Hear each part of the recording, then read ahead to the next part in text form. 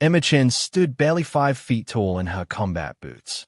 At 23 years old, she weighed less than most of the gear her fellow recruits carried on training marches.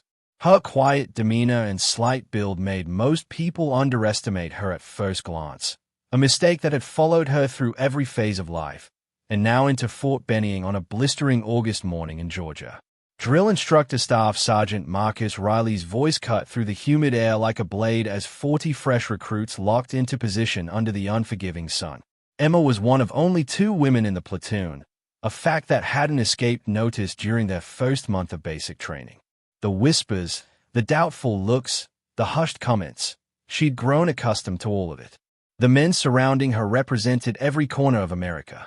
Ranch hands with sun-weathered skin, urban kids eager to prove themselves, former college athletes still convinced they were invincible. "Listen up," Riley barked, his combat-hardened face sweeping across the formation with penetrating intensity. "Today separates those who can actually fight from those who just thought they could. Qualification day on the rifle range. Some of you probably think you're already experts because you went hunting a few times or watched some YouTube videos. Let me be crystal clear. Military marksmanship is an entirely different animal." They marched to the range where rows of M4 carbines waited on weathered tables. Emma had limited firearms experience before enlisting, but she wasn't completely inexperienced. Her uncle, a Vietnam veteran, had introduced her to shooting during childhood summers in rural Oregon. Those quiet afternoons at his property seemed impossibly distant now, yet she hoped those fundamental lessons might serve her today. Brandon Cooper, a hulking recruit from Montana who'd spent the last month reminding everyone about his extensive hunting background, was first to claim a weapon. "Started shooting when I was 6, he announced, volume calibrated for maximum attention. "Dropped my first elk at 14. This'll be a cakewalk." Others nodded with obvious admiration, impressed by his swagger. Derek Martinez, a former Division II linebacker, hefted his rifle with theatrical confidence. "These things got much recoil?" he asked with a smirk. "I benched 325. This little piece shouldn't give me any trouble." Laughter rippled through the group like a wave. When Emma moved forward to select her rifle, the mockery intensified immediately. "Hey, Tiny, you absolutely sure you can even lift that thing?" shouted Tyler Bennett, a stocky recruit from Detroit. "That weapon probably weighs half what you do." The laughter amplified, and even some of the quieter recruits couldn't suppress their grins at the remark. "Maybe we should grab her a BB gun instead," Kevin Torres added, triggering another round of amusement. "Wouldn't want her getting knocked over by the kickback." Emma's face flushed hot with embarrassment, but her expression remained locked in neutral. Years of similar treatment had taught her that responding only encouraged them. She simply picked up her assigned rifle, noting its substantial weight, but refusing to be intimidated. The cold metal settled into her grip with unexpected familiarity despite its military configuration.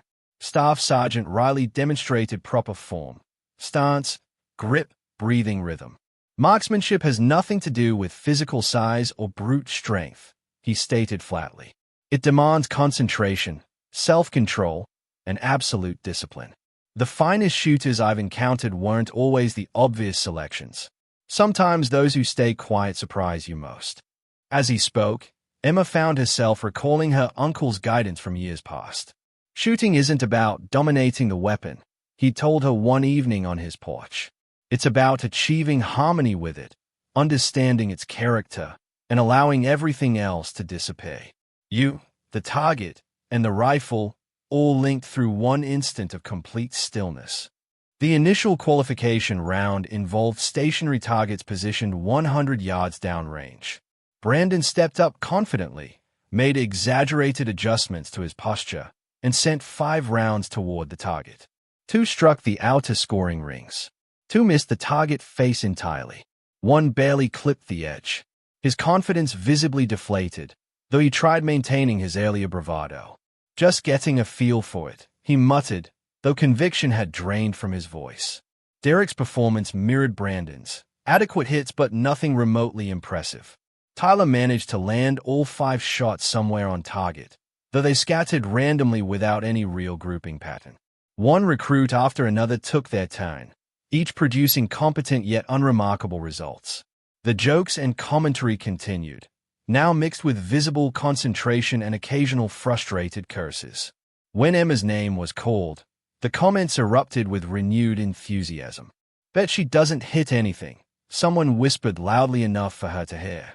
"This'll be comedy gold," another voice chimed in. She approached the firing line hyper-aware that every eye had locked onto her. The burden of their low expectations, or more accurately, their complete lack of expectations, pressed down like physical weight. She assumed the position Riley had demonstrated, but something felt misaligned. Instinctively, she made minor modifications to her stance, redistributing her weight subtly and adjusting her hold based on what felt right rather than what she'd been shown. The rifle seemed to merge with her hands as though it belonged there. Emma drew a deliberate breath, her uncle's patient teaching echoing in memory. "Don't battle the weapon, sweetheart. Let it guide you to where it needs to be." She aligned the sights, regulated her breathing pattern, and applied steady pressure to the trigger. The rifle cracked and she absorbed the impact smoothly, already relining for her second shot before the first round had reached its destination. The laughter behind her began to fade as she continued firing, each shot measured and controlled. When she completed her 5-round string and stepped back, an unusual silence had descended over the entire group. Through his spotting scope, Staff Sergeant Riley examined her target, his eyebrows lifting noticeably. All 5 of her shots had clustered within the center ring, the tightest grouping anyone had produced that entire morning. The silence extended as the reality registered. The smallest, quietest member of a unit had just outperformed every single one of them on her first military qualification. The jokes and laughter had evaporated completely, replaced by stunned murmurs and uncomfortable shuffling. Emma set her rifle down and rejoined the formation, her face calm and unchanged, but internally she felt something she hadn't experienced in weeks at this camp: genuine confidence. Her uncle's wisdom had indeed remained with her, and perhaps military service held more for her than simply enduring constant ridicule. Word of Emma's shooting spread through the training battalion faster than wildfire through dry brush. By evening formation, every recruit in the company had heard some variation of the story. Details grew more dramatic with each retelling. Some claimed she'd shot 5 perfect bullseyes, others swore she'd been shooting left-handed just to show off. The reality was impressive enough without embellishment. But military bases thrive on mythology. Brandon Cooper sat isolated at the far corner of the mess hall, pushing his food around his tray with unusual aggression. His hunting stories, which had entertained his fellow recruits for weeks, suddenly rang hollow. The confidence he projected since arrival now felt like cheap performance. "Pure luck," he grumbled to anyone within earshot. "Wait until we do more advanced shooting. That's when actual experience counts." Derek Martinez chose a different strategy, attempting to minimize the significance of the entire exercise. "Hitting stationary paper isn't combat," he declared during evening downtime. "When rounds are coming back at you, that's when you discover who's really got what it takes." I guarantee she'd panic in actual firefight conditions. Several recruits nodded agreement, desperate to restore their damaged egos. But Staff Sergeant Riley had been molding soldiers for 17 years, and he recognized genuine talent when he witnessed it. That evening, he requested Emma remain after the official day concluded. The setting sun painted long shadows across the vacant range as they walked together, boots grinding gravel. "Chen, where'd you learn to handle a weapon like that?" he asked, his typically harsh exterior softening marginally. Recruits rarely surprised him anymore. An authentic ability was always worth investigating. Emma hesitated before responding. Discussing her uncle always stirred complicated feelings. "My uncle taught me when I was young, Staff Sergeant. He served in Vietnam. Spent considerable time hunting afterward. He said it helped him find calm." She paused, remembering the gentleman who'd shown her breath control, trigger squeeze, trusting instinct. Riley nodded with clear approval. "Solid foundation. But what you demonstrated today went beyond good instruction. You possess natural talent. The question is, what are your intentions with it?" The conversation planted something in Emma's mind. For weeks, she'd focused simply on surviving basic training, on proving she deserved a place in a world seemingly designed to exclude her. The relentless doubt and criticism from her peers had made her question her enlistment decision. But Riley's words suggested possibilities she hadn't considered. The following day introduced advanced marksmanship training. Targets were now placed at 200 yards, and conditions had become significantly more challenging. A persistent crosswind swept the range, and the morning sun created shifting light patterns that could disrupt even experienced shooters. The pressure felt heavier, and tension among the recruits was almost tangible. Tyler Bennett, determined to redeem his previous poor showing, volunteered first. He invested extra time aiming, attempting to compensate for wind and distance. His shots improved from before, but still scattered across the target without tight grouping. "Pretty decent considering these conditions," he said, grasping for confidence. Kevin Torres followed with comparable results. The wind clearly affected everyone's accuracy, and the double distance made precision exponentially harder. Recruit after recruit struggled with the demanding conditions. Even Brandon, despite his proclaimed extensive hunting background, only managed 3 hits out of 5 attempts. When Emma stepped to the line, the whispers resumed, though carrying a different quality now. Curiosity mingled with skepticism, anticipation alongside persistent doubt. Yesterday's performance had earned reluctant respect, but many still believed it had been pure chance. Emma studied the range conditions methodically, observing how wind affected vegetation and the marker flags positioned at various intervals. Her uncle had taught her to read the environment, to understand that successful shooting meant cooperating with nature rather than fighting it. "The wind isn't your adversary," he used to explain. "It's simply another variable in the equation. Learn to move with it." She adjusted her stance for the crosswind, made subtle modifications to her aim point, and settled into the familiar rhythm of controlled breathing. Her first shot rang out, and through the spotting scope, Riley watched it strike just left of center, a solid hit that accounted perfectly for wind drift. The second shot followed rapidly, this time dead center. Emma was finding her rhythm, adapting to conditions with intuitive understanding that couldn't be extracted from manuals. Her third shot matched the second, and by the fourth, even the skeptical recruits had fallen completely silent. When her fifth shot completed another tight cluster in the target center, the silence was absolute. Not only had she adapted to far more difficult conditions, but her performance had actually improved from the previous day. While everyone else struggled with wind and distance, she made it appear effortless. Staff Sergeant Riley walked over to personally inspect the target, shaking his head in obvious amazement. "Chen, in 17 years of training recruits, I've never witnessed natural ability like this. Have you ever considered specialized marksmanship training?" The question hung in the air as Emma contemplated its implications. Specialized training would mean departing the standard infantry track, pursuing a path few soldiers ever got the opportunity to attempt. It would also mean intensified scrutiny, elevated expectations, and potentially even greater isolation from her peers. That evening, reports of Emma's second exceptional performance reached the base commander's office. Lieutenant Colonel Patricia Harrison, a decorated veteran with 28 years of service, reviewed the shooting scores with keen interest. She had shattered barriers herself throughout her career, fighting for recognition in a male-dominated profession, and she recognized the challenges Emma likely faced. "Have Chen report to my office," she instructed her aide. "I want to meet this recruit everyone's discussing." Meanwhile, in the barracks, the atmosphere had transformed dramatically. The casual dismissal and joking had been replaced by uncomfortable silence and furtive glances. Some recruits tried processing their challenged assumptions, while others doubled down on finding reasons to diminish Emma's accomplishments. "Shooting isn't everything," Derek insisted to a small cluster gathered around his bunk. "When we reach combat training, hand-to-hand, obstacle courses, that's when size and strength actually matter. She'll wash out when things get genuinely tough." But privately, doubts were seeping in. If they'd been so completely wrong about Emma's shooting capability, what else might they have misjudged? The confident predictions about her inevitable failure were starting to sound less certain, more like desperate wishes than realistic assessments. Emma herself remained quietly focused on her training, but the seed Riley had planted was beginning to grow. For the first time since enlisting, she began viewing her military service not merely as something to endure, but as a potential pathway towards something greater.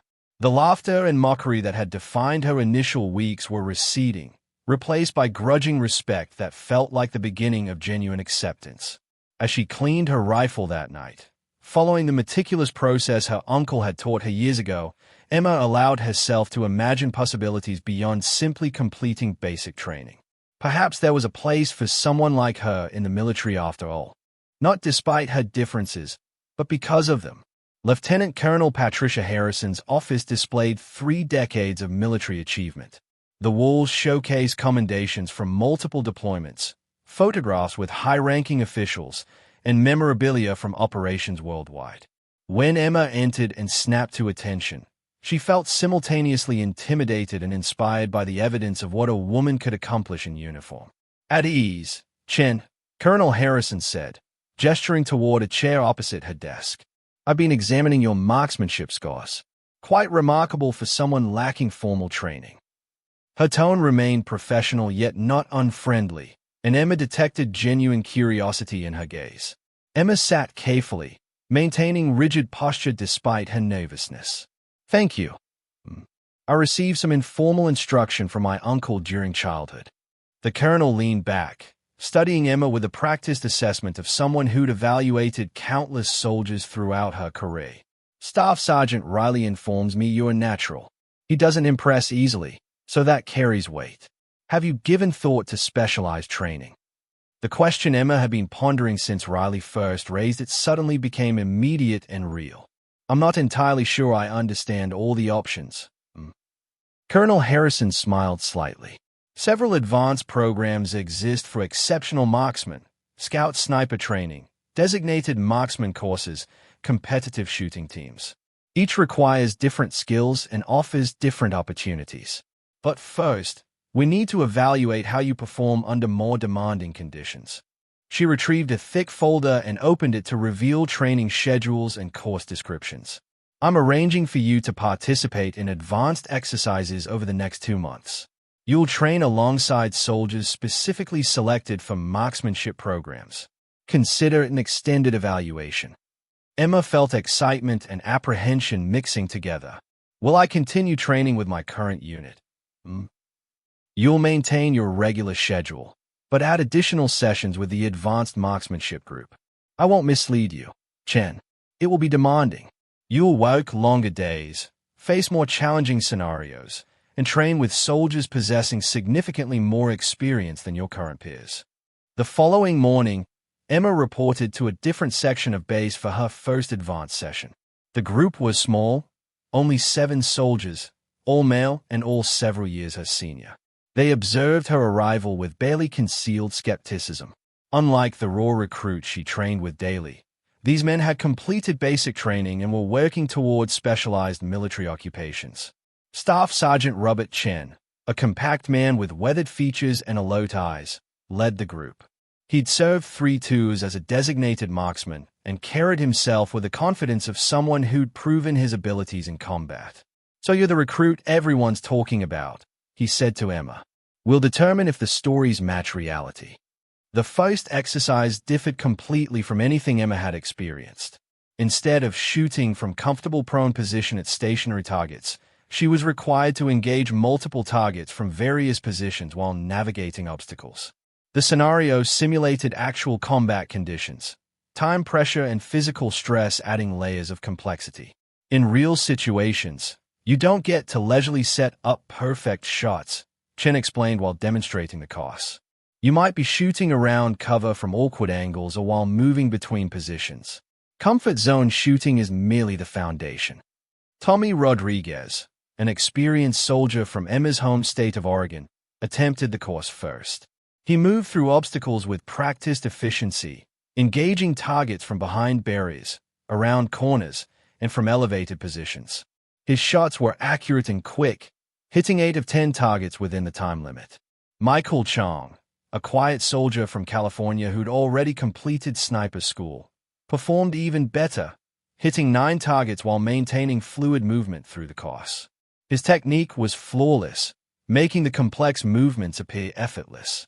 When Emma's turn came, she felt the familiar weight of expectation and scrutiny. These men weren't raw recruits. They were proven soldiers. Impressing them would require more than accurate shooting. She'd need to demonstrate adaptability and composure under pressure. She approached the first obstacle, a low wall requiring shooting from supported position. Instead of attempting to exactly replicate what she'd observed the others do, Emma trusted her instincts and found a slightly different shooting position that felt more natural for her smaller frame. The first target fell cleanly.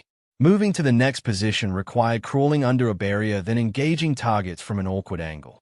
Emma found herself drawing on childhood memories of playing in her uncle's barn, squeezing through tight spaces and shooting from unusual positions during their informal practice sessions.